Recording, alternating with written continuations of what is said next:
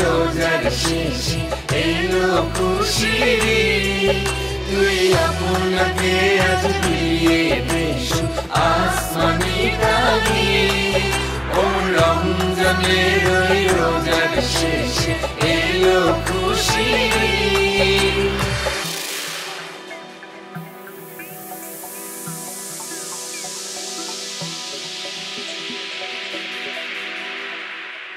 তোর সোনা দানা বালাখানা সব রাহেলা, তোর সোনা দানা বালাখানা সব রাহেলা। দে যাকাত মুর্দা মুসলিমের আজ ভাঙাইতে নিদ। দে যাকাত মুর্দা মুসলিমের আজ ভাঙাইতে নিদ।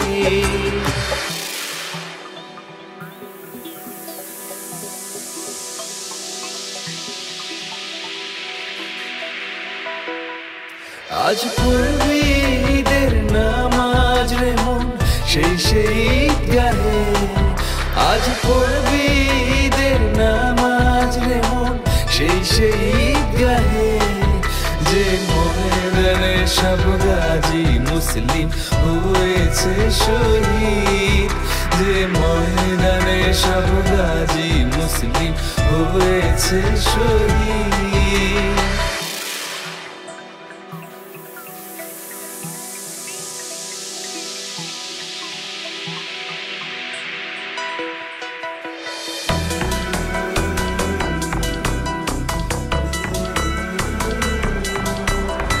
রমজানের ওই রোজার শেষে এলো খুশির ঈদ। তুই আপনাকে আজ দিয়ে দেশ আসমানি তাগিদ। ও রমজানের ওই রোজার শেষে এলো খুশির ঈদ। পরে না চোখের পলক কি তোমার বাড়ির ঝলক। বার্জার ওয়েদার কোট গ্লো এর গ্লসি কোটিং ফর্মুলা বাইরের দেয়ালে দেয় চকচকে ফিনিশিং, বাড়ি দেয় এমনই ঝলক পরে না চোখের পলক। কি তোমার বাড়ির ঝলক। ঈদ মুবারক, ঈদ মুবারক, ঈদ মুবারক। আমাদের নৃত্যশিল্পীদের যেই জার্নিটা দিয়ে আমরা অনেক যুগ ধরে প্রজন্ম থেকে প্রজন্মের আনন্দকে ধরে নিয়ে আসছি, এই জার্নিটার মধ্যে দিয়ে হয়তো আমরা সবাই গিয়েছি এবং ঈদের দিন হলে সেই আনন্দটা আরও অনেক বড় হয়ে দেখা দেয়। আমার পেছনে যেসব ছবিগুলো আমরা দেখতে পাচ্ছি সেখান থেকে আমরা বলতে পারি যে এই সাদা কালো দিনের ঈদ আনন্দ হয়ে রঙিন ভেলায় চড়ে আমরা আজকে এগিয়ে যাচ্ছি প্রযুক্তির সাথে, ডিজিটাল যুগে, ভার্চুয়াল রিয়ালিটির যুগে। মাধ্যম পাল্টেছে, পাল্টেছি আমরা। শুধু একটা জিনিস পাল্টায়নি, তা হলো ঈদের আনন্দ। আর এই আনন্দকে কেন্দ্র করেই প্রজন্ম থেকে প্রজন্মে যেই আনন্দটা আমাদের অনেক আনন্দ দিয়েছে ঈদের দিনে, সেই শতাব্দীর সাক্ষ্য, সেই ঈদের খুশিগুলো নিয়েই আমাদের আজকের অনুষ্ঠান। এই দিন সেই দিন, ঈদ আনন্দ। খুশি জোয়ারে মাথে প্রাণ ভুলে সব দ্বিধা দ্বন্দ্ব। এই দিন সেই দিন ঈদ আনন্দ। এই দিন সেই দিন ঈদ আনন্দ। এই দিন সেই দিন ঈদ আনন্দ। এই দিন সেই দিন ঈদ আনন্দ। আমরা বাঙালিরা আসলে খুব অল্পতেই খুশি ছিলাম, খুশি আছি এবং খুশি থাকব। আমরা শুধু শীতের সময় একটু গরম চাই, গরমের সময় চাই একটু শীত, বৃষ্টির সময় চাই একটু রৌদ্র, আর রৌদ্রের সময় চাই একটু বৃষ্টি। আর ঈদের সময় আমরা চাই ঈদি কিংবা ঈদ আনন্দ। এই ঈদ আনন্দের ধারা অনেক যুগ ধরে আমাদের বাসায় বাসায় নিয়ে এসেছে টেলিভিশন। এই সেই টেলিভিশন যে আমাদের বাসায় বাসায় ঈদের আনন্দ বয়ে নিয়ে এসেছে। 1970-এর দশক থেকে এই ঈদের দিনের একটা বিশেষ অনুষ্ঠান চালু হয়ে এসছে। আমাদের প্রতিটি পরিবার টেলিভিশনের সামনে এই অনুষ্ঠান উপভোগ করেছে এবং এই অনুষ্ঠানের স্বপ্নদ্রষ্টা বা স্রষ্টা আমাদের সবার প্রিয় কিংবদন্তির সেই শিক্ষক অধ্যাপক আব্দুল্লাহ আবু সাঈদের চিন্তার স্কুল থেকে এসেছে, যেটাকে আমরা ঈদ আনন্দ মেলা হিসাবে দেখতে পেয়েছি অনেক বছর ধরে। সেই ঈদ আনন্দের রিং মাস্টার, সেই ঈদ আনন্দের কর্ণধার আব্দুল্লাহ আবু সাঈদ স্যারকে আজ আমাদের মাঝে পেয়েছি। এই আনন্দ মেলার শুরুটা কোথা থেকে হলো? 70-এর দশকের মাঝামাঝি আমার একটা সিরিজ অনুষ্ঠান ছিল, সেটার নাম ছিল আনন্দ মেলা, এবং সেটা 15, 16 বা 17টা হওয়ার পর আমি হঠাৎ বিদেশ চলে যাই। তো বিদেশ মানে অস্ট্রেলিয়াতে যাই। তো এখন অনুষ্ঠানটা বেশ পপুলার হয়ে গেছিল, তো সেই জন্য আমাকে যাওয়ার আগে মুস্তাফা কামাল সৈয়দ, যিনি টেলিভিশনের একজন কর্তা ছিলেন, তিনি আমাকে বললেন যে আপনি এই সমস্ত অনুষ্ঠানগুলোর থেকে সেরা অংশ দিয়ে একটা 3 ঘন্টার অনুষ্ঠান বানিয়ে দিয়ে যান, যাতে পরশু দিন বা তার পরের দিন রাত্রে আমরা এটা দেখাতে পারি। তো পরশু দিন আমি ঠিক সেই সময় প্লেনে উঠেছি, সিঙ্গাপুর থেকে অস্ট্রেলিয়ার প্লেন চলছে, আর এদিকে এই প্রোগ্রাম শুরু হয়ে গেছে। এই 3 ঘন্টা হঠাৎ একটা প্রচণ্ড শব্দ এবং ঝাঁকি, এবং মানে কি যে অবস্থা হয় একটা প্লেনের মধ্যে যদি এরকম ঘটনা ঘটে, তাহলে তুমি বুঝতেই পারো যে ভারত মহাসাগরের উপরে, হ্যাঁ ভারত মহাসাগরের উপরে অন্ধকার রাত, ঘুটঘুটে কি হচ্ছে, প্লেন নিচের দিকে যাচ্ছে কিছুটা। তো পরে আমরা কিছুক্ষণ পরেই শুনতে পেলাম যে একটা ইঞ্জিন ভেঙে গেছে, বিস্ফোরিত হয়েছে। তো তখন আমার মনে হতে লাগলো যে এই সময়ে সারা বাংলাদেশে আমার সেই প্রিয় আনন্দ মেলা মানুষ দেখছে, খুশি হচ্ছে, হ্যাঁ আনন্দ পাচ্ছে, আর আমি ভারত মহাসাগরের পানির দিকে এগিয়ে চলেছি। তো যা হোক, শেষ পর্যন্ত আমি ফিরে এলাম এবং তার সামনেই ঈদ। তখন কি নাম রাখা যায় ঈদের অনুষ্ঠানে? আব্দুল্লাহ আল মামুন তখন বোধহয় জেনারেল ম্যানেজার বা কিছু একটা। তা আব্দুল্লাহ আল মামুন বললেন যে এই আনন্দ মেলা এত জনপ্রিয় হয়েছে, আমরা আনন্দ মেলাই রাখবো ঈদের অনুষ্ঠানের নাম। আমি অনেকটা বাধা টাধা দিয়েছিলাম যে ওটা একটা সিরিজ অনুষ্ঠান, ওটাকে আনা উচিত না, তবুও ওনারা বললেন যে নামটা সুন্দর আর অনুষ্ঠানটাও সুন্দর ছিল, সুতরাং স্যার সেই থেকে আমরা আনন্দমেলা এখনও দেখে যাচ্ছি। এবং আনন্দমেলার প্রতিটি আনন্দমেলার বা বিশেষ আনন্দমেলাগুলোর একটা বিশেষ অংশ হতো জাদু শিল্পী জুয়েল আইচের ম্যাজিক। আমরা এবারও এই দিন সেই দিন ঈদ আনন্দে জাদুকর জুয়েল আইচকে পেয়েছি। এই জুয়েল আইচের সাথে আপনার সম্পর্কটা গড়ে ওঠে কিভাবে? যারা প্রবীণ দর্শক, যাদের চুল টুল পেকে টেকে গেছে আমাদের মতো, হ্যাঁ, তা তোমাদের চাইতেও বেশি, হয়তো তোমাদেরও, তাদের হয়তো মনে থাকতে পারে যে সেই 70 দশকে, আজ থেকে 50 বছর আগে আমি 10 বছর একটানা টেলিভিশনে নানান রকমের অনুষ্ঠানের উপস্থাপনা করেছিলাম, এবং আমার একটা সিরিজ অনুষ্ঠান ছিল, সেই অনুষ্ঠানটার নাম ছিল চতুরঙ্গ। হ্যাঁ, এই চতুরঙ্গ অনুষ্ঠানের মাধ্যমে জুয়েল আইচ, জাদুশিল্পী জুয়েল আইচ আমার অনুষ্ঠানে প্রথম আসেন এবং সম্ভবত বৃহত্তর বা বড়ভাবে উনি জাদু নিয়ে মানুষের সামনে এসে দাঁড়াচ্ছেন। স্যার জুয়েল আইচের সাথে জাদু সম্পর্কিত কোনো গল্প কি আপনার মনে পড়ছে? একদম প্রথম দিনের গল্পটাই মনে আছে। 2টো চেয়ার, আমি আর জুয়েল আইচ মুখোমুখি বসেছি। জি। জুয়েল আইচের হাতে একটা বড় সাদা 4 কোনা কাগজ। হঠাৎ জুয়েল আইচ আমাকে বললেন যে আমি কি এই কাগজটাকে ছিঁড়ে অর্ধেক করে ফেলতে পারি? আমি বললাম হ্যাঁ, এটাতে সহজ কাজ। এমন তো শক্তির প্রয়োজন নাই, আপনি অনায়াসে করতে পারেন। উনি করলেন, অর্ধেক হলো। তখন বললেন যে আবার কি অর্ধেক করতে পারি ছিঁড়ে? আমি বললাম হ্যাঁ। উনি বললেন আবার কি পারি, আবার কি পারি? ততক্ষণে কিন্তু সেই কাগজটা ছোট ছোট হয়ে গেছে। টুকরো টুকরো। হঠাৎ তাকিয়ে দেখি যে তার হাতে কোনো সেই সব কাগজের টুকরো নেই, তার জায়গায় একটা 100 টাকার নোট। তখনকার 100 টাকার নোট তো অনেক বড় নোট। অনেক বড় ব্যাপার। আমি সুযোগ ছাড়লাম না, আমি বললাম যে আমি কি একটা কাজ করতে পারি? তখন জুয়েলাইজ বললেন যে হ্যাঁ। আমি তখন বললাম যে আমি এই নোটটা কি, এই 100 টাকার নোটটা কি চিরতরে আমার পকেটের মধ্যে নিয়ে নিতে পারি? জুয়েলাইজ খুব হাসতে হাসতে রাজি হলেন, কিন্তু আমি দেখলাম যে তার চোখ দুটো একটু বিষণ্ণতার আভাস চোখের মধ্যে, কারণ 100 টাকা সেইকালে অনেক টাকা। অবশ্যই অবশ্যই।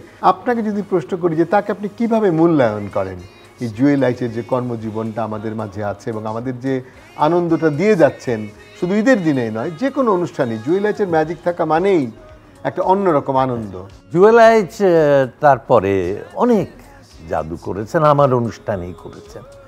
তারপরে অনেক জাদু নিয়ে পরীক্ষা নিরীক্ষা করেছেন, অনেক নতুন জাদু উদ্ভাবন করেছেন এবং অনেক পুরনো জাদুকে পরিমার্জিত করেছেন এবং বিশ্বজোড়া সেই জাদু তিনি দেখিয়েছেন এবং বিশ্বে একদিন তিনি নন্দিত জাদুকর হিসেবে অভিহিত হয়েছে।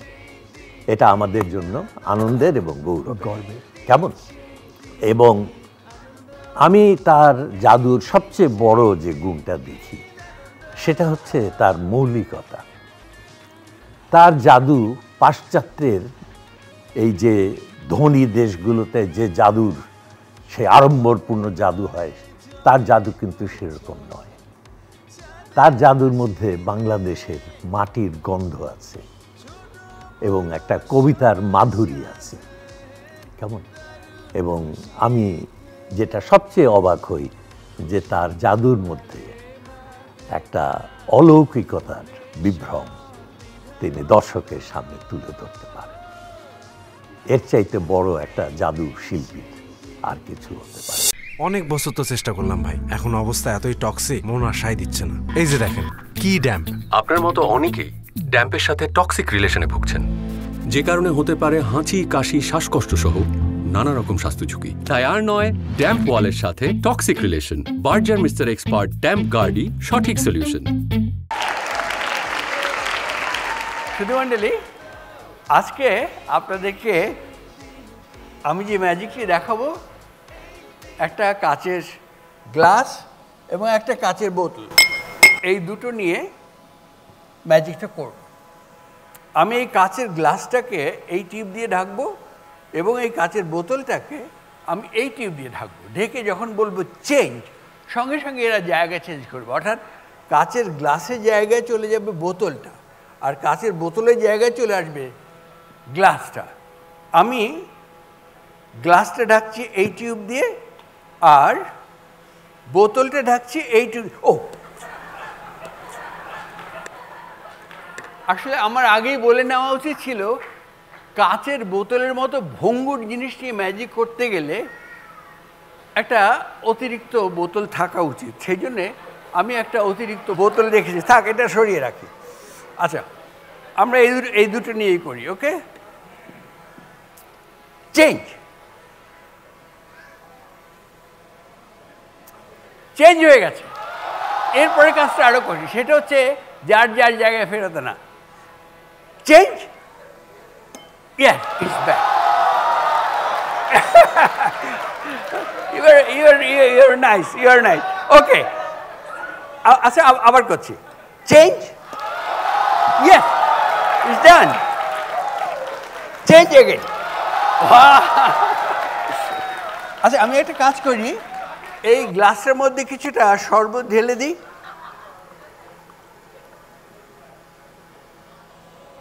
ঈদের দিনে আমরা শরবত খেতে খুব পছন্দ করি। ওকে, এই টিউবটা দিয়ে আমি এই বোতলটা ঢেকে দিলাম আর এই টিউব দিয়ে গ্লাসটা ও আরো বোতল, এই টিউব দিয়ে এবার আমি গ্লাসটা ঢেকে দিচ্ছি। চেঞ্জ। ওয়াও, শরবত সহ গ্লাসটা এখানে চলে এসছে, কি আশ্চর্য, কি আশ্চর্য। ওকে, আচ্ছা দেখি আবার হয় নাকি। চেঞ্জ। হ্যাঁ, চলে। এটা সম্ভব যদি আপনার কাছে থাকে একটা অতিরিক্ত বোতল। এই যে আমি ঢালছি এবং গলগল করে জগটা ভরে গেল। জগ ভরা দেখতে কিন্তু খুব ভালো লাগে, তাই না? আচ্ছা, এটা যে দুটো টিউব দিয়ে করতে হবে এমন কোনো কথা নেই, একটা টিউব দিয়েও করা যাবে। তখন কি হবে, গ্লাসটা হয়ে যাবে বোতল আর বোতলটা হয়ে যাবে গ্লাস, গ্লাসটা হয়ে যাবে বোতল আর বোতলটা হয়ে যাবে গ্লাস। যদি কিনা একটা অতিরিক্ত বোতল থাকে। আচ্ছা, আমি আবার ঢালছি এবং দেখুন জগটা গল গল করে ভর্তি হয়ে গেল। ওকে, এবার দেখুন আরো বোতল, বেশি বোতল, অনেক বোতল। দর্শক মণ্ডলী, এই সুন্দর গোলাপটা নিয়ে এখন যে জাদুটি করব তার নাম হচ্ছে ছায়ার মায়া।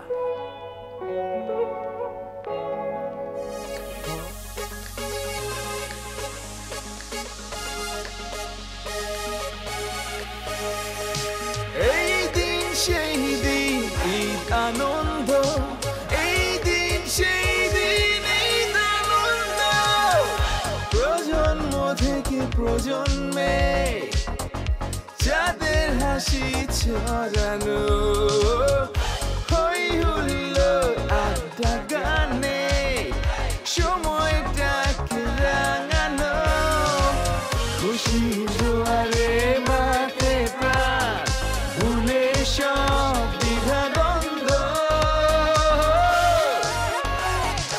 এই দিন সেই দিন ঈদ আনন্দ, এই দিন সেই দিন ঈদ আনন্দ, এই দিন সেই দিন ঈদ আনন্দ, এই দিন সেই দিন ঈদ আনন্দ।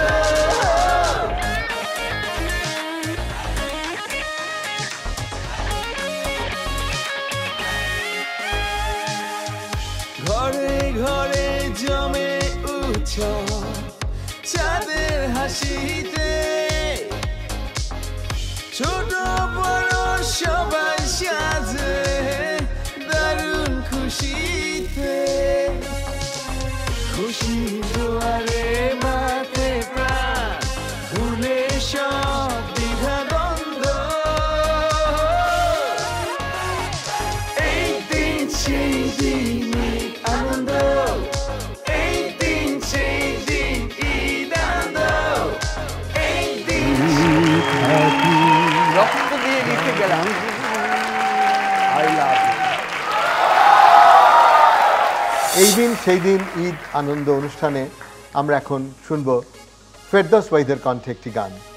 তার আগে আমরা যেহেতু স্টুডিওতে পেয়েছি অধ্যাপক আব্দুল্লাহ আবু সাইদ স্যারকে প্রশ্ন রাখতে চাই। স্যার, ফেরদৌস ওয়াহিদ তো আপনার ছাত্র ছিল, তার সম্পর্কে কি আমাদের দর্শকদের জন্য কিছু শেয়ার করবেন? হ্যাঁ, ছাত্ররা শিক্ষক সম্পর্কে অনেক কথা বলে। আজকাল দিন পাল্টে গেছে, তো এখন শিক্ষকদেরই ছাত্রদের বলতে হচ্ছে। তো যা হোক, এটা 70-এর দশকের মাঝামাঝি সময়। সেই সময় আমার একটা সিরিজ অনুষ্ঠান চলছিল, সেটার নাম সপ্তবর্ণা। সপ্তবর্ণা তোমার হয়তো মনে আছে? আমাদের মনে আছে। ঠিক সেই সময় আমাদের দেশে প্রথম পপ সঙ্গীত আশি করছে, কেমন? এবং আজম খান তার ওরে সালেকা ওরে মালেকা ওরে ফুল ওই পানি গান দিয়ে আশ্চর্যভাবে দর্শকদের মোহিত করে ফেলছে। আমি বুঝতে পারছি না যে এই সুর দিয়ে, এই কথা দিয়ে কি করে দর্শকরা এইভাবে মোহগ্রস্ত হয়ে যাচ্ছে এই গানের প্রতি, যেন নেশা ধরে গেছে। সমস্ত তরুণ তখন এই গান গাচ্ছে। তো এরপরে দেখা গেল যে কিছুদিনের মধ্যেই শুধু আজম খান নয়, তার সঙ্গে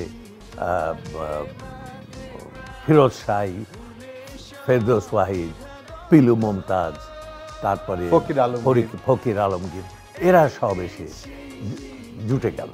তো তখন আমরা যে টিমে কাজ করতাম সপ্তবর্ণার জন্য, আমাদের যে সহকর্মী, তারা বলল যে এই যে নতুন একটা গান আসছে, এখনো মানুষ ঠিক পুরোপুরি সারা দেশের মানুষের মধ্যে একটা হয়ে যায়নি এখন পর্যন্ত, একটা হইচই এখনো পড়েনি। আমরা একটা কাজ করি, এই গানকে বড় করে আমরা তুলে ধরি। তা আমি বললাম যে ঠিক আছে, এটা করা যায়। এবং তখন আমার মনে আছে প্রথম দিন ফেরদৌসদের বাসায় রিহার্সাল হলো। ফেরদৌসদের একটা ড্রয়িং রুম ছিল, এটা একটা প্রায় ছোটোখাটো জাহাজের সমান, এত বড় ড্রয়িং রুম। তো সেখানে সবাই মিলে রিহার্সাল হলো। আমরা একটা নতুন ফরম্যাট বার করলাম, যে গানের ধাঁধা, কুইজ সাডেনলি শেষ হচ্ছে এবং সঙ্গে সঙ্গে আবার আরেকজনকে উত্তর দিচ্ছে। সেইটা এই অনুষ্ঠানের পরে বোম্বেতে হয়তো তোমাদের মনে আছে যে একটা আন্তাক্ষরী নামে একটা অনুষ্ঠান হয়েছিল, ঠিক এই ফরম্যাটের উপর। তো সেই গান হলো এবং প্রথম দিন অনুষ্ঠানটা খুবই সফল হলো এবং মানুষের উচ্ছ্বসিত প্রশংসা যখন তুঙ্গে, তখন একটা ভালো খাওয়া দাওয়া হলো, তো শেষে একটু মিষ্টান্ন দরকার অবশ্যই। শেষটা সেই ডেজার্টটা কি হবে? তো তখনই সে আমাকে বলেছিল, তখন ফেরদৌস আমাকে বলেছিল যে আমার একটা রেকর্ড করা গান আছে, আপনার ইচ্ছা করলে এটা চালিয়ে দিতে পারেন। তো তখন সেই গানটা আমরা চালিয়ে দিই। তো সেই গানটা আজকে অনেক দিন পর, 50 বছর পর, এর মধ্যে এই গানটা অনেক শুনেছে লোকে। মানুষের কাছে সেই প্রথম দিনের যে রোমাঞ্চ, প্রথম দিনের যে বিস্ময়, সেই বিস্ময়ের ঘোর হয়তো কেটে গেছে। কিন্তু আমি মনে করি যে সেই দিন আমাদের কাছে, সবার কাছে সেই গানটা অসম্ভব সুন্দর লেগেছিল। সেই গানটা আমরা ফেরদৌসের কাছ থেকে এখন শুনব। পরে না চোখের পলক, কি তোমার বাড়ির ঝলক। বার্জার ওয়েদার কোট গ্লো এর গ্লসি কোটিং ফর্মুলা বাইরের দেয়ালে দেয় চকচকে ফিনিশিং, বাড়ি দেয় এমনই ঝলক, পরে না চোখের পলক। কি তোমার বাড়ির ঝলক।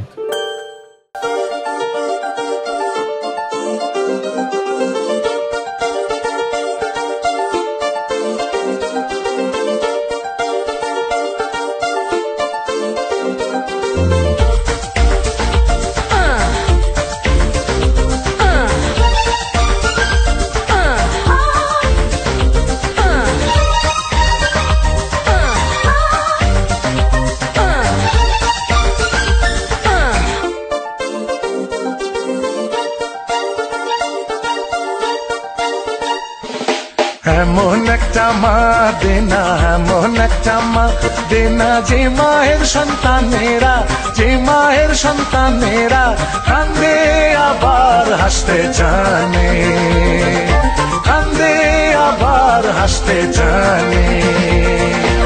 এমন একটা মা দেনা, এমন একটা মা দেনা, যে মায়ের সন্তানেরা, যে মায়ের সন্তানেরা কান্দে আবার হাসতে জানে, কান্দে আবার হাসতে জানে।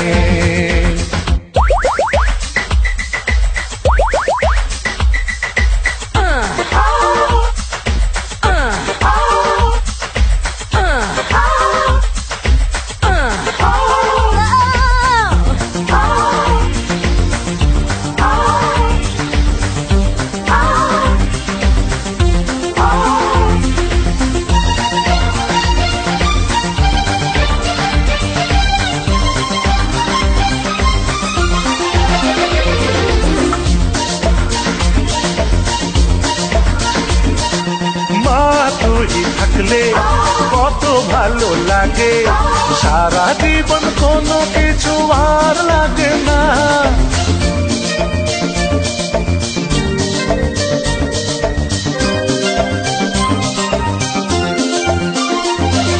মা তুই থাকলে কত ভালো লাগে, সারা জীবন কোনো কিছু আর লাগে না। এমন মা হবি তুই যে মায়ের সন্তানেরা, যে মায়ের সন্তানেরা কান্দে আবার হাসতে জানে, কান্দে আবার হাসতে জানে। এমন একটা মা দেনা, এমন একটা মা দেনা, যে মায়ের সন্তানেরা, যে মায়ের সন্তানেরা কান্দে আবার হাসতে জানে, কান্দে আবার হাসতে জানে।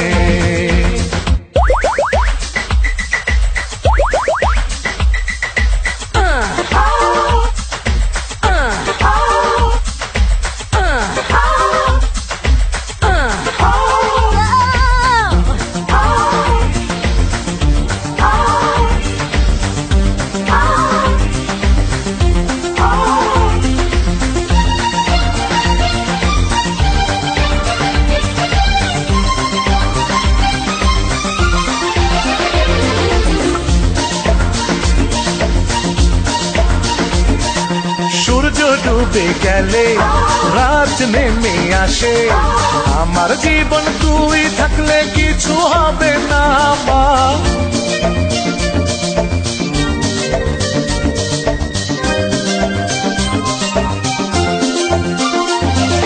সূর্য ডুবে গেলে রাত নেমে আসে, আমার জীবন তুই থাকলে কিছু হবে না। এমন মা হবে তুই যে মায়ের সন্তানেরা, যে মায়ের সন্তানেরা কান্দে আবার হাসতে জানে, কান্দে আবার হাসতে জানে।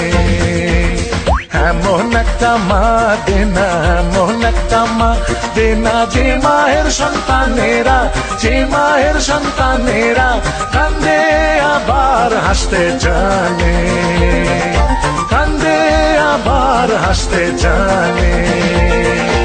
এমন একটা মা দেনা, এমন একটা মা দেনা, যে মায়ের সন্তানেরা, যে মায়ের সন্তানেরা কান্দে আবার হাসতে জানে, কান্দে আবার হাসতে জানে। এমন একটা মা দেনা, এমন একটা মা দেনা, এমন একটা মা। 70 দশক থেকে আজ 2024 পর্যন্ত আমরা ঈদের আনন্দের অনুষ্ঠানে পেয়েছি অনেক উপস্থাপক। আব্দুল্লাহ আবু সাইদকে পেয়েছি, ফজলে লোহানীকে পেয়েছি।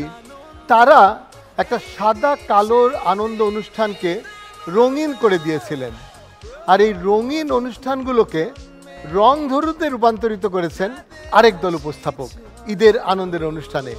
যেমন ছিলেন আনিস ভাই আনিসুল হক, আফজাল হোসেন, হানিফ সংকেত। এরা ঈদের আনন্দের অনুষ্ঠানগুলোকে আপামর জনসাধারণের কাছে নিয়ে গেছেন এবং আমরা আফজাল ভাইকে আজকে আমাদের মাঝে পেয়েছি। আফজাল ভাইয়ের জন্য একটা প্রশ্ন। আফজাল ভাই, এই যে আনন্দ মেলার বা আনন্দের অনুষ্ঠান ঈদের দিনের ক্রমবর্ধমান একটা ধারা, এই ধারাটাকে আপনারা কোথায় পেয়েছিলেন এবং এটা আপনারা কোথায় আবার এগিয়ে দিয়েছিলেন? ধন্যবাদ প্রবল। প্রথমেই এই পুরনো দিনকে মনে করিয়ে দেওয়ার জন্য বিশেষভাবে ধন্যবাদ, কারণ এখন পুরনো বিষয়ে সাধারণত মানুষ ওরকম আগ্রহ নিয়ে শোনে না বা দেখে না বা ভাবেও না। কিন্তু দরকার হচ্ছে এই কারণে যে একটা অনুষ্ঠানের পেছনে আগে কী ধরনের চেষ্টা হতো, দর্শককে অনুষ্ঠান বানানোর সময় কিভাবে মাথায় রাখা হতো, এই আলোচনাগুলোর মধ্যে সেটা বেরিয়ে পড়ে। টেলিভিশন আনন্দমেলা এবং ঈদের উপলক্ষে যে বিশেষ নাটকটা হতো, এই দুটো বিষয়ে কিন্তু অত্যন্ত স্পর্শকাতর ছিল। কারণ দর্শক অনেক ধরনের অনুষ্ঠান দেখতেন, কিন্তু ঈদের দিন বিশেষ করে এই দুটো অনুষ্ঠান দেখবার জন্য একটু বাড়তি আগ্রহ ছিল। অবশ্যই এখন অনেক টেলিভিশনের দর্শক মনে করতে পারবেন ঈদের নাটক অধিকাংশ করতেন হচ্ছে আমজাদ হোসেন, আর অদ্ভুত নাটকগুলো অত্যন্ত বিনোদনে পূর্ণ থাকতো। আর আনন্দমেলা সবাই চেষ্টা করতো তার যদি সুযোগ হয় তার বেস্টটা দেওয়ার জন্য যে যখনই করেছে। হ্যাঁ, এটার কারণ হচ্ছে যে দর্শক ক্ষমাশীল ছিলেন না। দর্শক দেখে যদি ভালো না লাগে প্রচণ্ডভাবে প্রতিক্রিয়া ব্যক্ত করত। আমি বেশ কয়েকটা আনন্দমেলা করেছি এবং ওই ধারাবাহিকতায় সবসময় চেষ্টা করতে হয়েছে প্রবাল নতুন কি উপস্থাপন করা যেতে পারে। এর কারণটা হচ্ছে এই যে বিশ্বাস ওটাই ছিল যে একটা অনুষ্ঠানকে খারাপ বলতে না পারার প্রধান শক্তি হচ্ছে আলাদা কিছু করা হয়েছে, নতুন কিছু করা হয়েছে। তো সুতরাং ভালো মন্দ সেটা পরের ব্যাপারে, এই যে নতুন কিছু করার চেষ্টাটা অ্যাপ্রিসিয়েট করবে সেই আশায় নতুন কিছু করা হয়েছে। আমার মনে পড়ছে এই মুহূর্তে দু একটা, তার মধ্যে প্রধান যেটা এখনো পর্যন্ত দর্শক খুব বেশি মনে রেখেছেন, তখন টেলিভিশনে জনপ্রিয় সিরিজ ছিল ইনক্রেডিবল হাল্ক। আমরাও দেখে দেখে বড় হয়েছি। হ্যাঁ, তো তখন কিন্তু টেকনিক্যালি টেলিভিশন এত এখন যেমন অনেক কিছু হয়েছে এটা সম্ভব ছিল না। চিন্তা করেছিলাম যে হাল্কের সঙ্গে রবিউল সেইকালীন যে আমাদের কৌতুক অভিনেতা কথোপকথন হবে, একজন এরকম রুগ্ন একজন অভিনেতা, আরেকজন হচ্ছে হাল্ক এরকম শক্তিশালী একজন অভিনেতা। এরা দুজন একটা ঠাট্টার ছলে কিছু কথা হবে এবং সেটা দর্শক উপভোগ করবেন। কেউ তখন ভাবতেও পারেনি যেটা কীভাবে সম্ভব হবে, কিন্তু হয়েছিল। এবং সেটা হওয়ার কারণটা হচ্ছে যে টেলিভিশন যারা চালাতেন, টেলিভিশনের অনুষ্ঠান যারা বানাতেন, তারা দর্শককে এতটা রেসপেক্ট করতেন যে তাদেরও একটা ইচ্ছা ছিল যেমন কিছু করা হোক দর্শক যেন অতিশয় তুষ্ট হয়। এবং হ্যাঁ, ওটা খুবই তুষ্ট হয়েছিল সে সময় দর্শক। আরও একটা জিনিস বলি, একবার এক আনন্দমেলায় করা হয়েছিল, যখন আমরা মিউজিক ভিডিও এগুলো খুব শুনি, তখন কিন্তু মিউজিক ভিডিওর চল শুরু হয়নি। মনে হয়েছিল যে আনন্দমেলায় গানই তো শোনানো হবে, সেই গানটা নতুনভাবে উপস্থাপিত কীভাবে করা যায়।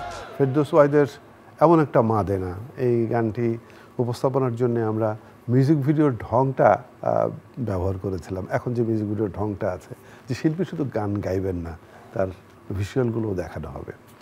তো এরকম অজস্র বিষয় ছিল, সবগুলোর চেষ্টাই ছিল হচ্ছে আলাদা কিছু করে দেখা। আসলে যেটা আপনি বললেন যে এই যে রবিউলের সাথে ইনক্রেডিবল হাল্কের যে একটা কথোপকথন বা যুদ্ধ, এটা কিন্তু পরবর্তী পর্যায়ে এসে আমাদের জেনারেশন যখন আমরা আনন্দমেলা করেছি, আমরা কিন্তু এই আইডিয়াটাকে তখনও ব্যবহার করেছি। তখন আমরা আবার রবিউলের সাথে ব্রুসলির, তখন আবার খুব কুংফু বক্সিং খুব জনপ্রিয় হয়ে গেল, আমরা তখন ব্রুসলিকে নিয়ে আসলাম আপনার সেই ক্রোমাকি এফেক্টে রবিউলের সাথে যুদ্ধ করবার জন্য। এটা কিন্তু চলছিল। সঙ্গীতের ক্ষেত্রে যে আপনি যে বললেন যে তখন এরকম সঙ্গীতের মিউজিক ভিডিও চালু হয়ে গেল, এবং আপনি আরও বলছিলেন যে আপনার অনুষ্ঠানে একটা জনপ্রিয় শিল্প গোষ্ঠী প্রথম এই অনুষ্ঠানের মাঝে আত্মপ্রকাশ করে, সোলস। হ্যাঁ, তার আগে আরেকটা বিষয় একটু বলে নিতে চাই। বলছে এই কারণে যে তখন চেষ্টাটা কী ধরনের ছিল সেটা বোঝানোর জন্য। যেমন আনন্দমেলা অভিনব কি করা যায় সেই চেষ্টাটা কিন্তু সবসময় ছিল। শুধু বিনোদন মানে একটা গান, একটা নাটকের বিচিত্র অনুষ্ঠান নয়, উপস্থাপনার দিক দিয়ে নতুনত্ব কীভাবে আনা সম্ভব হয়। যেমন একবার আমি একটা আনন্দমেলা করেছিলাম যেটার শুরু হয়েছিল 5 বার, শুরুই 5 বার, মানে আমরা অনুষ্ঠানটা এগিয়ে নিয়ে যাচ্ছি এবং বলছি যে না আমরা অনুষ্ঠানটা এইভাবে যদি শুরু করি তাহলে কেমন হয়। আবার কিছু অংশ এগোচ্ছে, তখন আবার বলা হচ্ছে যে না, যদি মাথায় এলো এভাবে যদি শুরু করা যায় তাহলে কি হতে পারে। তার মানে দর্শক যারা দেখছেন তারা দুটি শুরুর পরে মনে করছেন আরও কিছু একটা হবে, এবং ওই যে একটা আগ্রহ, সেই আগ্রহ একটা অনুষ্ঠানকে টেনে নিয়ে যাচ্ছে, মানে দর্শকরা পুরো ইনভলভ হয়ে গেলেন অনুষ্ঠান। একই সঙ্গে সে সময় একটা উল্লেখযোগ্য ঘটনা ঘটেছিল যে চিটাগাংয়ে সোলস এই ব্যান্ড প্রচণ্ড পপুলার হয়ে গেছে সারা বাংলাদেশে। আমাদের এখন ভাবলে খুবই অবাক লাগে যে তখন কিন্তু রেডিও একটা, টেলিভিশনে সোলস তখনও আসেনি, কিন্তু সারা বাংলাদেশের মানুষ তাদের গান শুনে।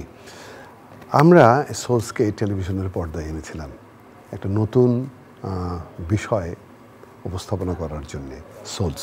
আজকে এই অনুষ্ঠানে সেই ধারাবাহিকতায় নকিব খানকে আমরা দেখতে পাবো। এখন অনেক বছর তো চেষ্টা করলাম ভাই, এখন অবস্থা এতই টক্সিক, মন আর সায় দিচ্ছে না। এই যে দেখেন কি ড্যাম্প। আপনার মতো অনেকেই ড্যাম্পের সাথে টক্সিক রিলেশনে ভুগছেন, যে কারণে হতে পারে হাঁচি, কাশি, শ্বাসকষ্ট সহ নানা রকম স্বাস্থ্য ঝুঁকি। তাই আর নয়, ড্যাম্প ওয়ালের সাথে toxic relation. Berger mister expert damp গার্ডই সঠিক সলিউশন।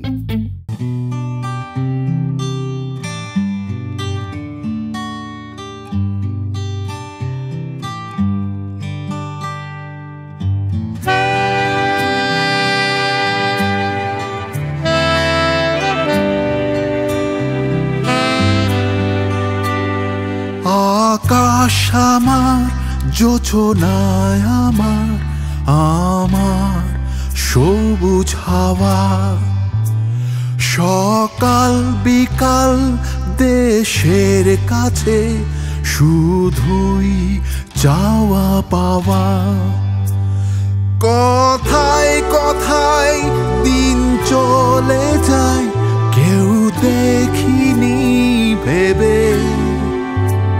কিছু আমি না যদি দিই দেশটা কেন দেবে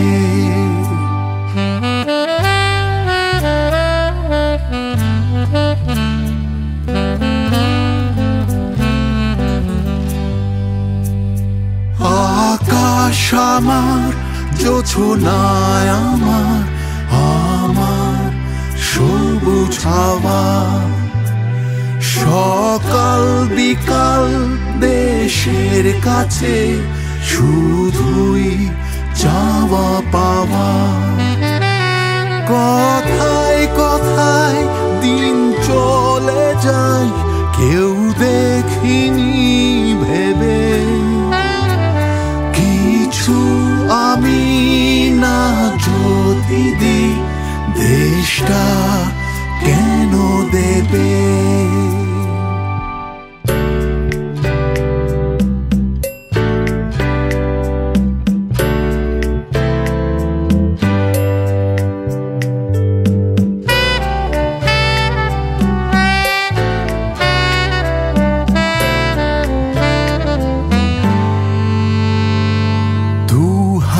পেতে নেয়া হলো এলো দেবার দিন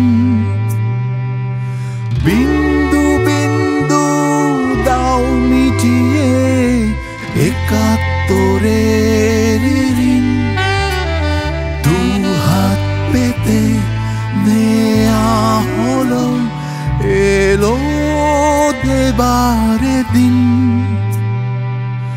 বিন্দু বিন্দু দাও মিটিয়ে একাত্তরের ঋণ দেবার মতো দাও যদি আজ মাথায় তুলে রাখবো তোমায় দিয়েই হোক না শুরু নতুন কোনো কাব্য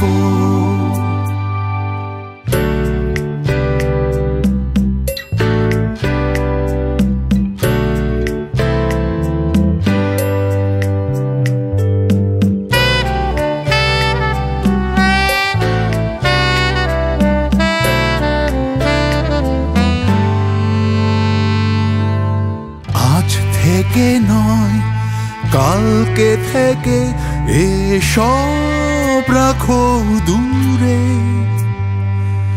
দিন গড়িয়ে যাবে যত স্বপ্ন যাবে পুরে আজ থেকে নয় কালকে থেকে এসব রাখো দূরে দিন গড়িয়ে যাবে যত স্বপ্ন যাবে পুড়ে স্বপ্নগুলো উড়ে গেলে কাকে নিয়ে হাঁটব তোমায় দিয়েই হোক না শুরু নতুন কোনো কাব্য কাল থেকে নয় আজকে থেকেই দেশের কথা ভাববো তোমায় দিয়েই হোক না শুরু নতুন কোনো কাব্য আমায় দিয়েই হোক না শুরু নতুন কোনো কাব্য তোমায় দিয়ে হোক না শুরু নতুন কোনো কাব্য পরে না চোখের পলক পলক কি তোমার বাড়ির ঝলক বার্জার ওয়েদার কোট গ্লো এর গ্লসি কোটিং ফর্মুলা বাইরের দেয়ালে দেয় চকচকে ফিনিশিং, বাড়ি দেয় এমনই ঝলক পড়ে না চোখের পলক। কি তোমার বাড়ির ঝলক। দেশের কাছে কি চাওয়ার আছে সেটা চিন্তা না করে দেশকে কি দেবার আছে সেটা চিন্তা করা প্রতিটি আনন্দের অনুষ্ঠানের একটা বিশেষ অংশ ছিল, যা আজও আমরা শুনলাম রেনেসার কণ্ঠে। রেনেসা আগামী বছর করছে তাদের 50 বছর পূর্তি। তাদের এই দেশাত্মবোধক গান আমাদের আজকের অনুষ্ঠানের অংশকে অনেকভাবে প্রজ্বলিত করলো। আমরা রেনেসাকে ধন্যবাদ, রেনেসাকে এরকম একটা সুন্দর গান উপহার দেওয়ার জন্য আমরা অনেক কৃতজ্ঞ। আমাদের দেশ 50 বছরের বেশি সময় পেরিয়ে আসছে। এখন আমাদের চিন্তা করার সময় দেশকে আমরা কি দিতে পারি, দেশ আমাদের জন্য কি করতে পারে সেটা দ্বিতীয়।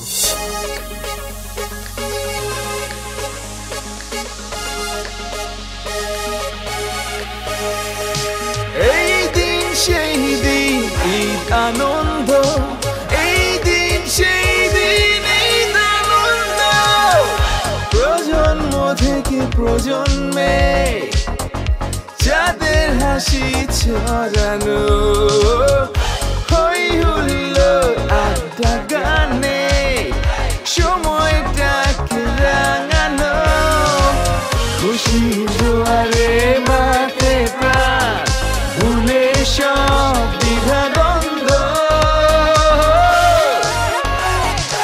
এই দিন সেই দিন ঈদ আনন্দ, এই দিন সেই দিন ঈদ আনন্দ, এই দিন সেই দিন ঈদ আনন্দ, এই দিন সেই দিন ঈদ আনন্দ।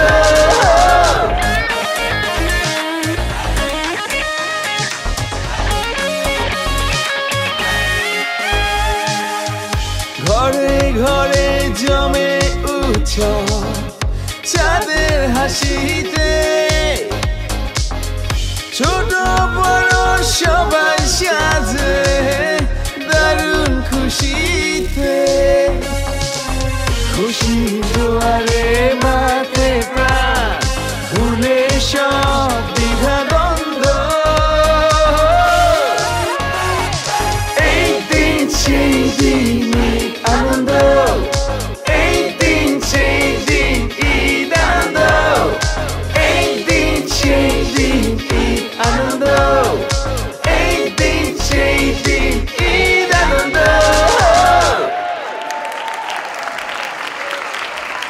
স্বাধীনতার পর 50 বছরের বেশি সময় পার করেছি। 2 শতাব্দীর ভেতর দিয়ে আমরা আসছি। টেলিফোনের ট্রাঙ্ক কল থেকে আজ ভিডিও কলে তাৎক্ষণিক সর্বত্র আমাদের সামনে। ভিডিও লাইব্রেরি থেকে আমরা এসেছি আই স্ক্রিনের মতো ওটিটি প্ল্যাটফর্মে। ভিনাইল রেকর্ড থেকে পেয়েছি আমরা অনলাইন মিউজিক। আর হাতে লেখা চিঠি সেটা তো খুবই দুর্লভ হয়ে গেছে। আমরা এখন হোয়াটসঅ্যাপ বা ইমেলেই সব কাজ করতে পারি। একসময় স্টেডিয়ামে যেতাম খেলা দেখতে, সত্যিকার অর্থে সেই স্টেডিয়ামের খেলাও রেডিও সম্প্রচার হয়ে এখন স্যাটেলাইটের মাধ্যমে সারা পৃথিবীর খেলা এসে জমা হয়েছে আমাদের বাড়িতে, আমাদের টেলিভিশনে। আর আগে যে আমরা কাজ করতাম কম্পিউটারে, সেই ডিসকেট, ডস অপারেটিং সিস্টেম কিংবা মেইন ফ্রেম, অনেক গিগাবাইট মেগাবাইট এখন আমার হাতের মুঠোয় এই টেলিফোনে। হ্যালো হ্যালো, কে বলছিলেন? জি, আমার নাম ফরাদুর রেজা। আপনার কতই কইয়া যায়, হ্যাঁ সত্যিকার অর্থে আমরা যারা শিল্পী দর্শকরা আনন্দ দিয়া তারার কথা তো কোনটা কইরা না, উপস্থাপকে কিতা করবো কুস্তা করতে পারতো না, অনুকা দাওয়াতও পাইলাম না। আপনি যদি দাওয়াত দিতা তাইলে দেখতা গান, অভিনয়, কবিতা কি লেখান করতাম। আমি তো একাই 100 যাকবা দাওয়াত দিন পাঠাইয়া হলাম। না না, আপনি আপনি বুঝতে পারছেন না আমাদের। জি বলেন। আইমো মঞ্চ অনুষ্ঠান ওই যাব ইট। জি জি না, অনুষ্ঠান আপনি চলে যাবেন না, আপনি একটু অপেক্ষা করুন, কারণ আমরা এখন যে যুগে রয়েছি এটা তো 2024 সাল। আমরা এখন অনলাইন দিয়ে আপনাকে নিয়ে আসতে পারবো আমাদের স্টুডিওতে, যদি আপনি আসতে চান। আপনি কি প্রস্তুত আছেন? সব সময় প্রস্তুত। তাহলে আপনি একটু অপেক্ষা করুন, আমরা এই প্রযুক্তির যুগে আমাদের ড্রোন উড়ে চলে যাবে আপনার বাসায়। আপনি খালি আপনার যে গুগল ম্যাপের অ্যাড্রেসটা আছে না, ওটা আমাকে একটু টেক্সট করে দিন।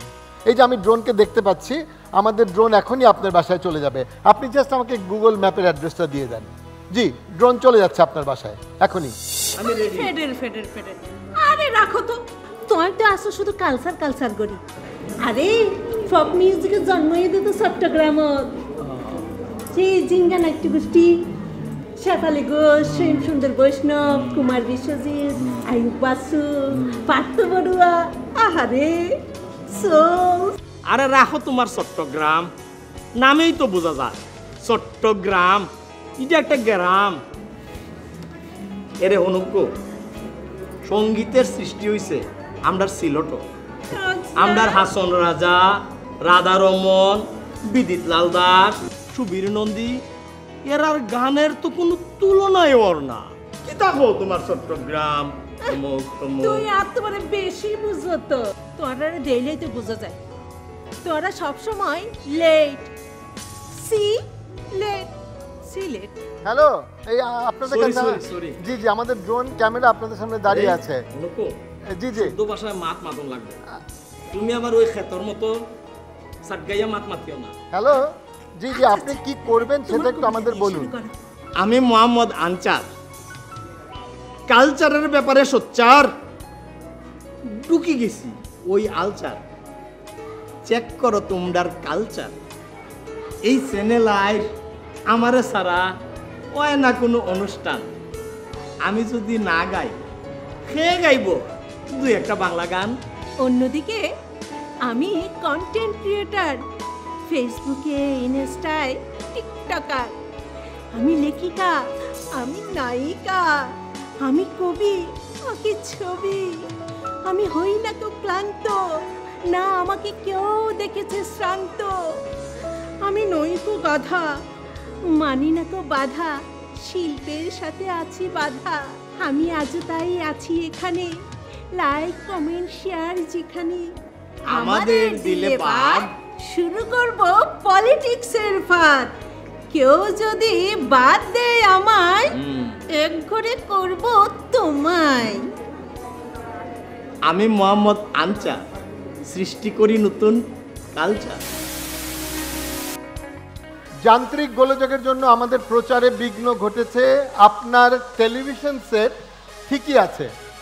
এই ঘোষণা শুনতে শুনতে আমরা বড় হয়েছি এবং আমাদের ধৈর্যের পরীক্ষা হয়েছে।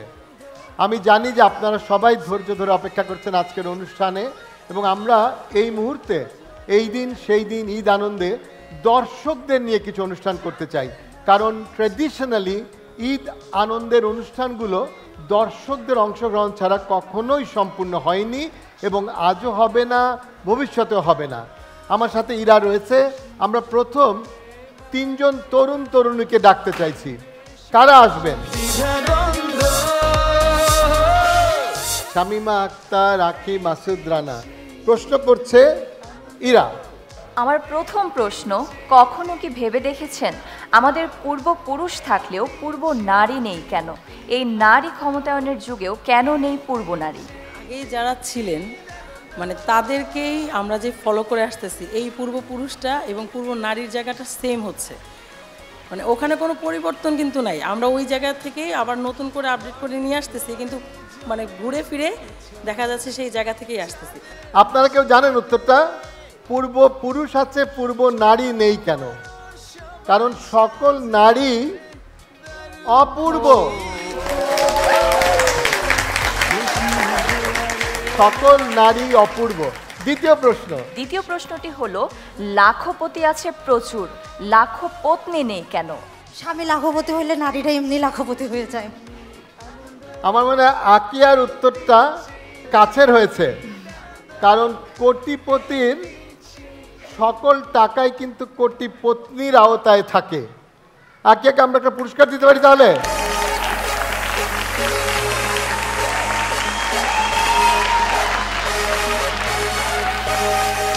দ্বিতীয় প্রশ্নটি হলো প্রজাপতি কাকে বলা হয়? প্রজাদের যিনি পতি তাকে প্রজাপতি বলা হয়। মাসুদ রানারটা কিছু কিছু কাছে গিয়েছে। যেসব পতিরা তাদের পত্নীর প্রজা তাকেই বলা হয় প্রজাপতি। তা আমরা মাসুদ রানাকে একটা পুরস্কার দিতে পারি। আমি দীপ্তিকে অনুরোধ করবো একটা পুরস্কার দিতে। তাহলে আমাদের এই পর্যায়ে আমরা এখানে শেষ করছি, কিন্তু আমাদের যে তৃতীয় যিনি আছেন উনিও উত্তর দেওয়ার চেষ্টা করেছেন। চেষ্টার টাকা দাম দেওয়া উচিত, তাই না দীপ্তি? তাহলে আমরা আরেকটা পুরস্কার দিতে পারি ওনাকে। ধন্যবাদ আপনাদের তিনজনকে। আমরা এবার সেই দম্পতির প্রশ্নে চলে যাব। আমাদের 3 দম্পতি দরকার। প্রথম আপনাদের বেলুনগুলো ওপরে তোলেন, ওপরে তুলবেন সব বেলুনগুলো। বেলুনটা ফোটাতে হবে এবং যার বেলুনে আমাদের চিরকুটটা আছে সাবধানে ফোটাবেন যাতে চিরকুটটা অন্যের কোলে না চলে যায়। চিরকুটটা ফোটাবেন এবং ফোটাবার সাথে সাথে যে চিরকুটটা পাবে তিনি আসবেন মঞ্চে। এটা হচ্ছে প্রথম দম্পতি।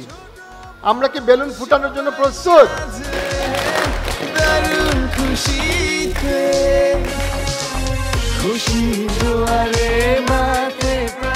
আমরা প্রথম কাপলকে পেয়ে গেছি। এবার দ্বিতীয় দুজন আসবেন। এই দ্বিতীয় দুজন আসার জন্য আমরা একটু কবি সাহিত্যিক এরকম কাউকে চাচ্ছি। ইরা এখন একটা খুব প্রচলিত কবিতার কয়েকটা লাইন অন্যভাবে আবৃত্তি করবে। যিনি এই ছড়াটার আসল পংক্তিগুলো বলতে পারবেন সেই দম্পতিকে আমরা আজকে এখানে নিয়ে যাবো। দম্পতি হতে হবে কিন্তু এখন। ইরা, ছড়াটা। ভোর হলো ফোন তোলো বন্ধু এবার ওঠরে, ওই ডাকে ফেসবুকে তাড়াতাড়ি ঢুকরে, খুলি হোম দেই পোস্ট এই লাইক পড়লো, বন্ধুর মুখে ওই হাসি যেন ফুটলো, আলসে নয়সে পোস্ট দেয় সকালে, রোজ তাই বন্ধুরা লাইক দেয় বিকেলে। কোন দম্পতি বলতে পারবেন এটা কোন কবিতা? আপনারা দুজন। ভোর হলো দোর খোলো খুকুমণি ওঠরে, ওই ডাকে জই শাখে ফুল খুকি ছোটরে, খুলি হাল তুলি পাল ওই তরে চললো, এইবার এইবার খুকু চোখ খুললো, আলসে নয় সে ওঠে রোজ সকালে, রোস্তায় চাঁদা ভাই টিপ দেয় কপালে। কোমল করতালি দিয়ে আমরা বলতে পারি। এখনো ছেলেবেলার কবিতাটা ছড়াটা মনে আছে। আপনারা দুজনই মঞ্চে চলে আসেন। তাহলে এবার যে দম্পতি আসতে চান একটু হাত তোলেন। কারা আসতে চান দেখি? সাহসী দম্পতি লাগবে। আসেন তাহলে, চলে আসেন, আসেন। আমি সাহসী দম্পতি এই জন্য বলছি যে তাদের দুজন থেকে একজন দম্পতি বাদ হয়ে যাবেন, কিন্তু একটা সাহসী খেলার সাথে সাথে। ইরা এক সময় অনেক এক্সপার্টিজ পেয়েছিল সার্কাসে কাজ করে। ও এখন অন্য বিষয়ে পড়াশোনা করছে, উপস্থাপনা করছে। এবং সার্কাসে ওর দায়িত্বটা ছিল কেউ সোজা হয়ে সামনে দাঁড়ালে ও তাকে ছুরি মারতে পারে, কিন্তু সেই ছুরিটা পাশে দিয়ে চলে যায়, তার মুখে লাগে না। আজকে এই 2 দম্পতিকে আমরা একটু সাহসের পরীক্ষায় ফেলতে চাই। ইরা অনেকদিন প্র্যাকটিস করেনি, ওর একটু জং পড়ে গেছে, কিন্তু ও তাও চেষ্টা করবে যত রস করে সম্ভব। ইরা, তুমি প্রস্তুত তো? তোমার একদম একদম প্রস্তুত। ঘরে ঘরে জমে উৎসব চাঁদের হাসি। আমি বেলুনটাকে তাক করে মারবো। দুরকম হতে পারে। এক, বেলুনটাকে ফুটিয়ে চাকুটা চলে যেতে পারে, আর আরেক রকম কি হতে পারে আপনারা তো বুঝতেই পারছেন। আপনি কি বললেন? না মারেন, আজকে শুক্রবারে জুম্মা আছে, মারা গেলে একবারে বেচতে। আপনি প্রস্তুত? দর্শকরা আপনারা সবাইকে একটু চুপ থাকতে হবে, একদম পিন ড্রপ সাইলেন্স, কারণ ইরা যদি কনসেন্ট্রেট না করে এই ছুরি অন্যদিকে চলে যেতে পারে। তোকে একটু মনোযোগ দিতে দেন। হ্যাঁ, তাহলে ইরা তুমি রেডি?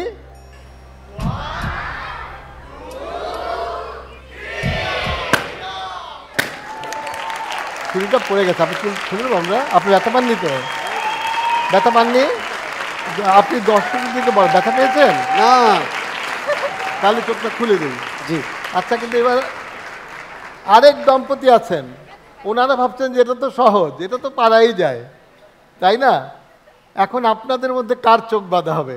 এই দিন সেই দিন, ঈদ আনন্দ, এই দিন সেই দিন। আমার মনে হয় ওনার জন্য আর করার দরকার নেই, না? উনি সবই তো জানেন, ওনাকে আমরা এমনি নিয়ে নিতে পারি।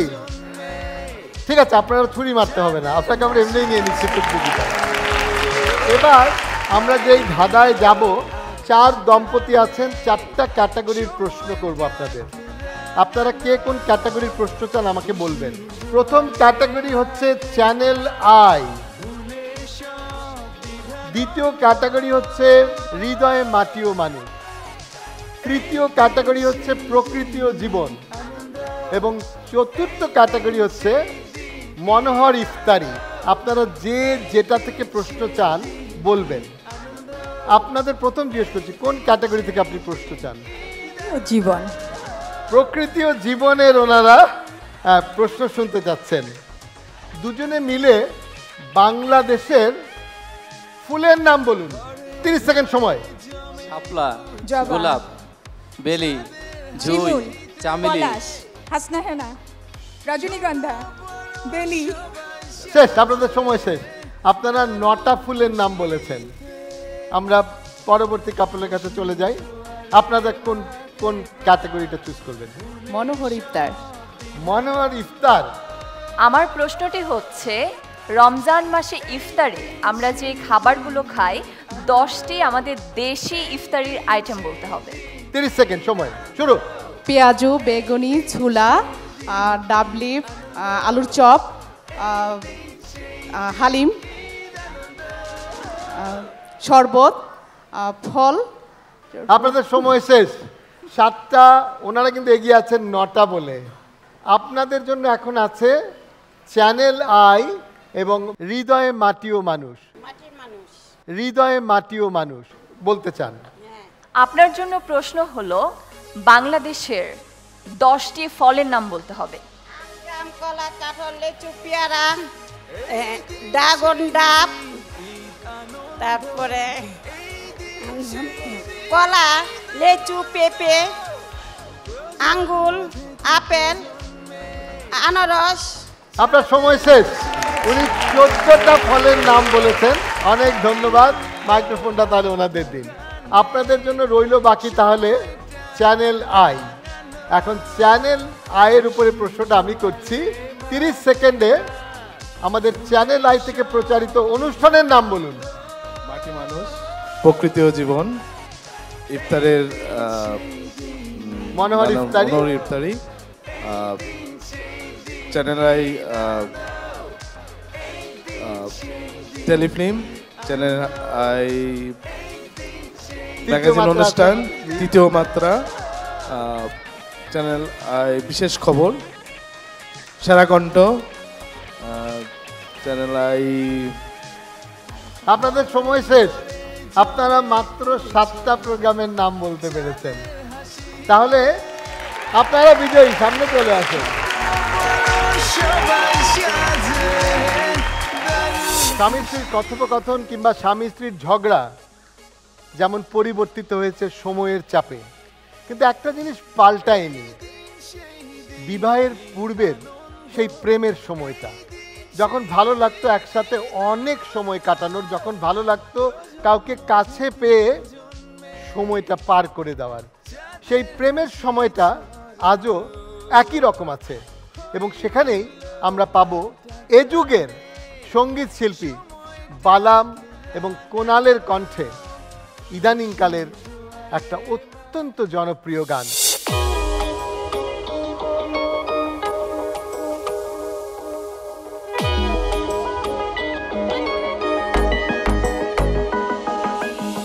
যত কথা রাখা ছিল এই বুকে জমা, যত কথা রাখা ছিল এই বুকে জমা, তোমাকে জানিয়ে দিলাম ও প্রিয়তমা, তোমাকে জানিয়ে দিলাম ও প্রিয়তমা আমার আকাশ নীলে তুমি যে নীলিমা আমার আকাশ নীলে তুমি যে নীলিমা তোমাকে জানিয়ে দিলাম ও প্রিয়তমা তোমাকে জানিয়ে দিলাম ও প্রিয়তমা ও প্রিয়তমা ও প্রিয়তমা আমি প্রিয়তমা আমার প্রিয়তমা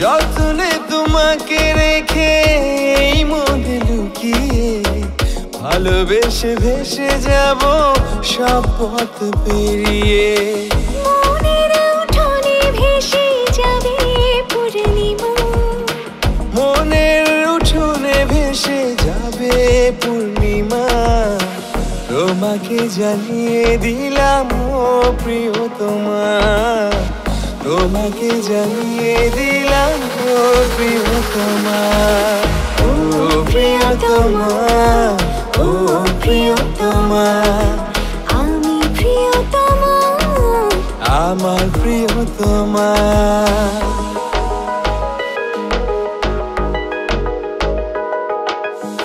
চিরদিন পাশে থেকো সুখে দুঃখে জড়িয়ে অভিমানে আবদারে মায়া দিও ছড়িয়ে চিরদিন পাশে থেকো সুখে দুঃখে জড়িয়ে অভিমানে আবদারে মায়া দিও ছড়িয়ে তুমি তুমি তুমি শুধু তোমারই উপমা তুমি তুমি তুমি শুধু তোমারই উপমা তোমাকে জানিয়ে দিলাম ও প্রিয়তমা তোমাকে জানিয়ে দিলাম ও প্রিয়তমা যত কথা রাখা ছিল এই বুকে জমা যত কথা রাখা ছিল এই বুকে জমা তোমাকে জানিয়ে দিলাম ও প্রিয়তমা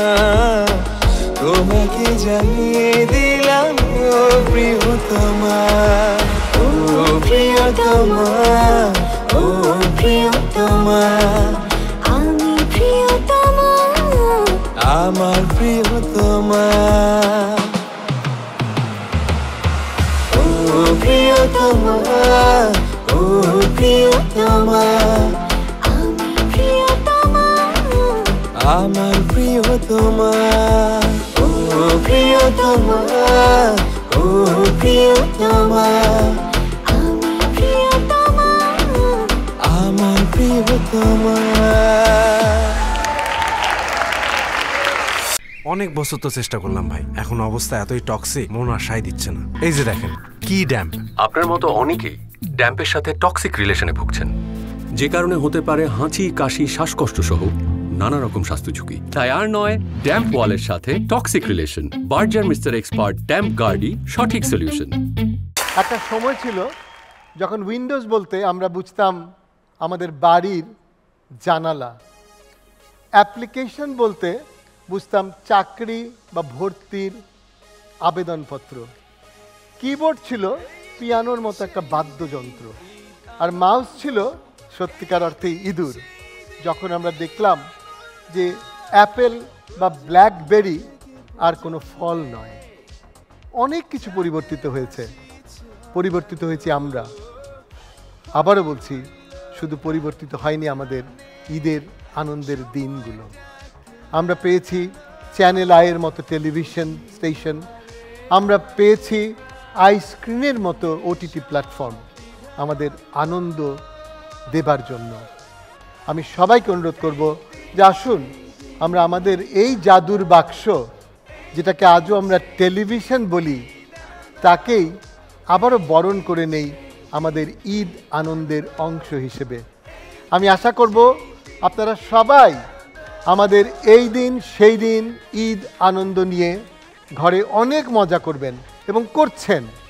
আমরা আশা করব আপনারা আমাদের যারা আগে এসেছিলেন এই ঈদ আনন্দ নিয়ে, আমরা দেখেছি আব্দুল্লাহ আবু সাইদ স্যার, ফজলে লোহানি, আনিসুল হক, আফজাল হোসেন, হানিফ সংকেত, আমার সাথে করেছে কুমকুম, এবং আমরা আরও অনেক উপস্থাপককে পেয়েছি যারা অনেকেই এখন টেলিভিশন প্রোগ্রাম করছেন না কিংবা আমাদের মাঝে নেই। আসুন আমরা তাদের স্মরণ করেই আজকের এই অনুষ্ঠান তাদের নামে উৎসর্গ করে দেই, যারা আজকে আমাদের এই পথে নিয়ে এসছেন এবং ঈদের আনন্দ যে আমাদের একটা পারিবারিক সময়, এই সময়টা ধার্য করে দিয়েছেন। সবাইকে আবারও ঈদ মোবারক জানিয়ে শেষ করছি আমাদের এই দিন সেই দিন ঈদ আনন্দ।